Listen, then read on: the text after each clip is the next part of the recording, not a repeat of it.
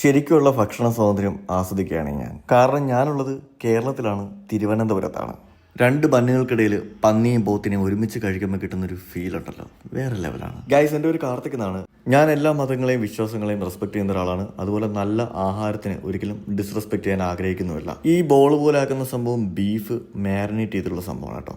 ഇതിനിങ്ങനെ ബോളാക്കി കഴിഞ്ഞാൽ മാത്രമേ തവയിൽ വെച്ച് സ്മാഷ് ചെയ്ത് നല്ല ബർഗർ പാറ്റി ഉണ്ടാക്കാനായിട്ട് പറ്റത്തുള്ളൂ.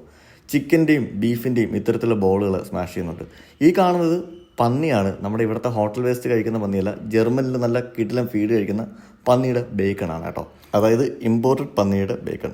ഈ ചീസ് വയ്ക്കുന്നതൊക്കെ നമ്മുടെ ചിക്കൻ ആൻഡ് ബീഫ് പാറ്റിയിലാണ്. നല്ല ബണ്ണ് 2 പീസാക്കുന്നു, അതിനെ ബട്ടർ വെച്ച് നന്നായിട്ട് ടോസ്റ്റ് ചെയ്യുന്നു. നല്ല ഫ്രഷ് ആയിട്ടുള്ള വെജിറ്റബിൾസും അതുപോലെ തന്നെ അമേരിക്കൻ ഗാർഡൻ്റെ നല്ല സോസൊക്കെ ചേർത്ത് ബർഗർ അസംബ്ലിയാണ്.